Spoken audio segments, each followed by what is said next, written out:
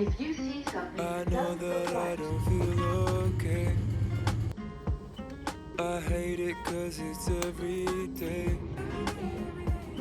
I'm making up my own mistakes. I'm hoping that I'll be replaced. I'm waiting cause you're in my way. 커피 마시면 또 막 밤에 못 I 잘 것 hate it 같아. cause it's every day. I feel 김치. 재영. need you now, can you be around me? 아주 잘 섞고 계십니다. Baby, I'm afraid to feel nothing. Sorry about that. Like it? You can make me feel something. That's so convenient. Tell me that you're not good for me. You don't know that half for me. 괜찮아 이거 있었어? There, I don't know. Yinsu was saying there were like two sides or something. I think, but we went to like the back side. Famous, what? Yeah. Just take the time to fix mistakes. I know you'll be okay. I hope you'll never be replaced. I feel alone even if you surround me. I need you now. Can you be around me? Oh baby, I'm afraid to feel nothing. I know that you can make me feel something. Don't tell me that you're not good for me. You don't know that half for me. I hate being around me. Oh, I hate being around me. Oh, I hate being around me. Yeah, yeah, yeah, I hate being around me. Yeah, I hate being around me. Oh, baby, I'm afraid to feel nothing. I know that you can make me feel something. Don't tell me that you're not good for me. You don't know the half of me. I hate being around me. Dr. I would strongly agree. I hate being around me. Yeah, I hate being around me.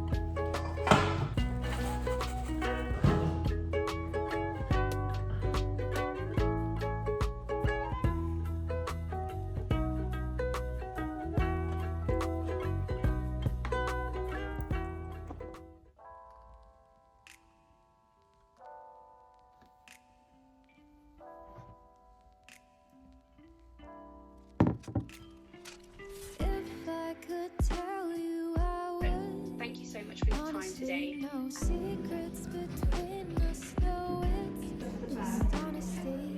Even if it hurts, even if it's just for today. The difference of this No, you're just here for good fun. It's over before it's begun. So don't let me fall for a figment of my imagination. Don't be a stranger. Let me get to know ya. There's a kind of danger when my mind starts to wander round and around, trying to figure you out. What it be like to be? What it be like to be yours? What it be like to be yours? One step is two steps too much. I'd rather be much better if we stay in touch. You and me, but it was too late. I can't make you stay, but wait.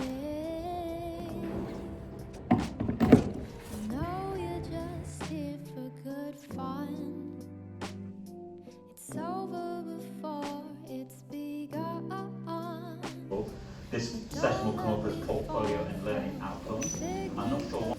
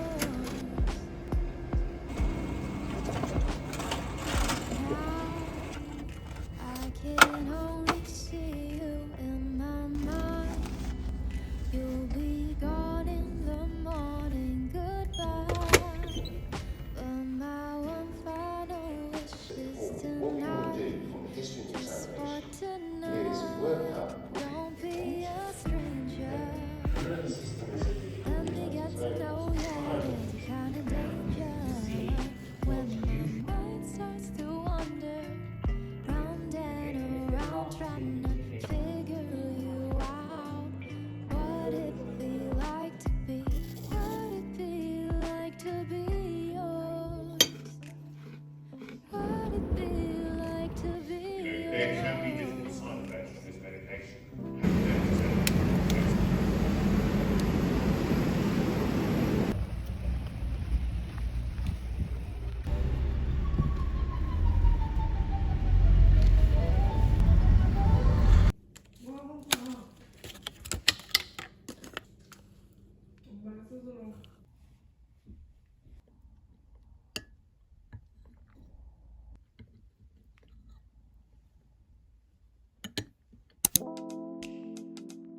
FlexiSpot focuses on designing ergonomic office furniture and are well known for their adjustable height desks to help people work in a healthier way. This is really relevant, especially as more people are working remotely these days.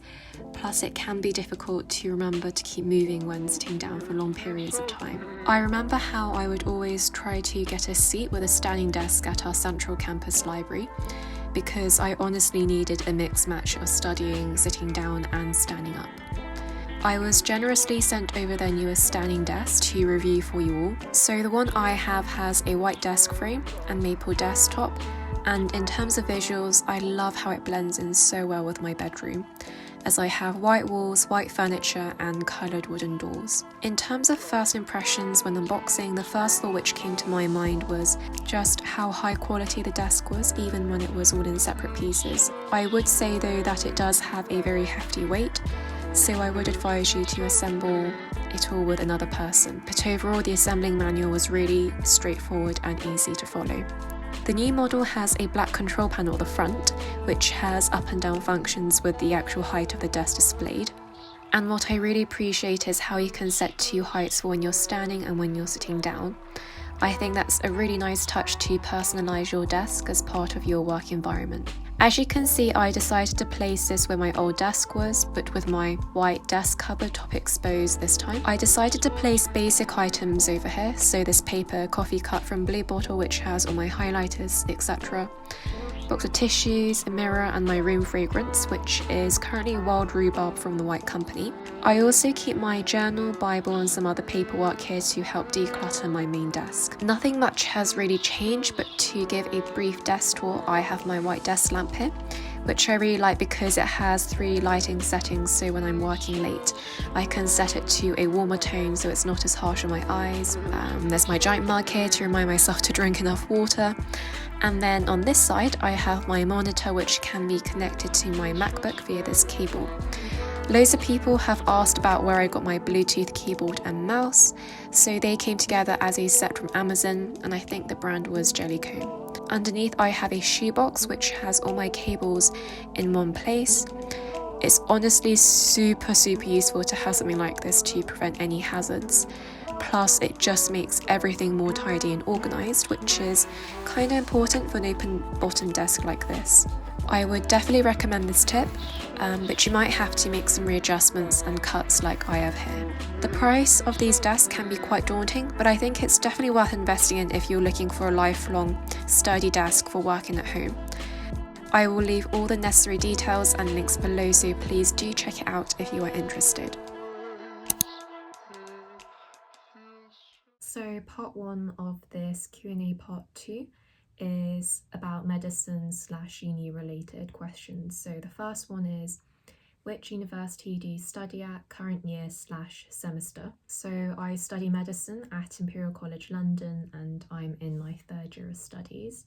How can you be enrolled in university and are there any entrance exams? So in the UK you apply to university through an online system called UCAS, where you put all your achieved grades, predicted grades, personal statement, references, etc. on.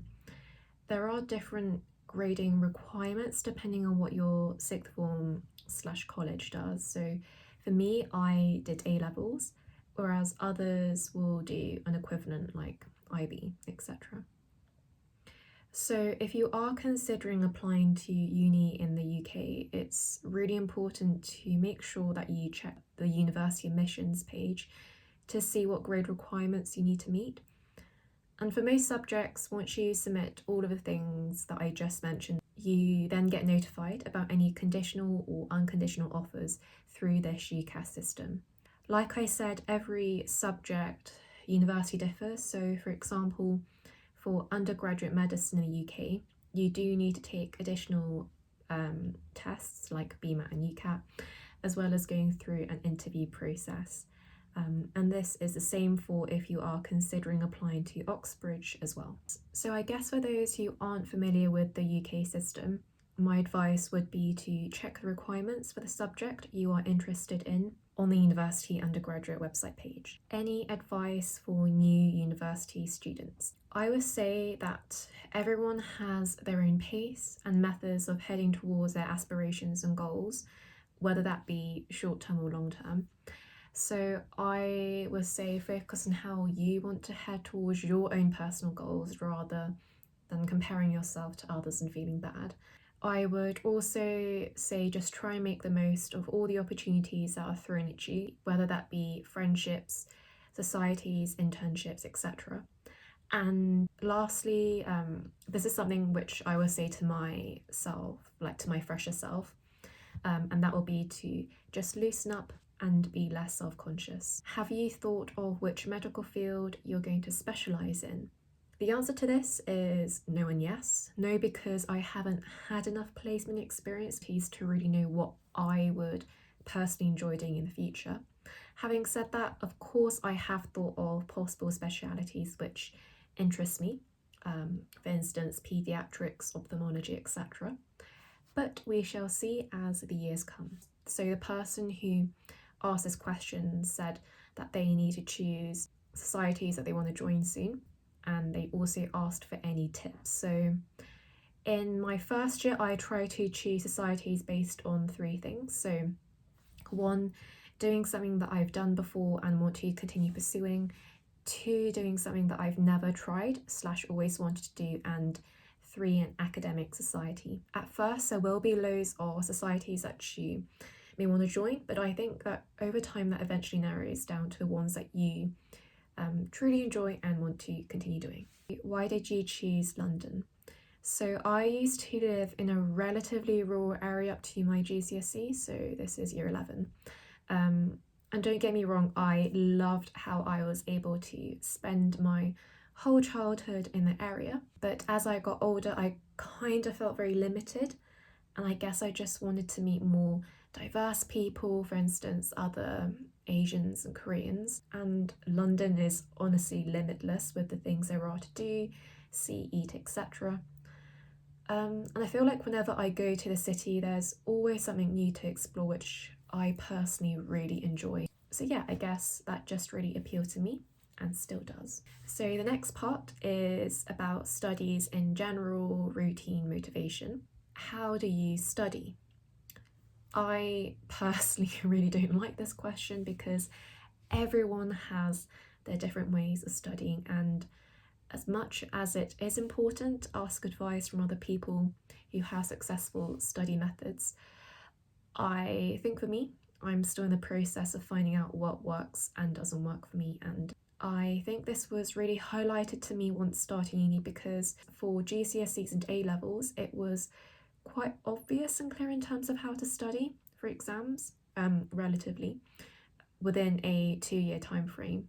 Whereas in uni, at least for medicine, it's honestly impossible to know every single thing, and it's a never-ending path of learning, and that really intimidated me. So at this moment, I'm still trying out different ways of studying and asking advice from older years, especially as I've now started having more hands-on clinical teaching. So in short, I don't think there's a definitive answer to this, as everyone is different in the way they learn. And I guess I'm still progressing towards finding out what works for me.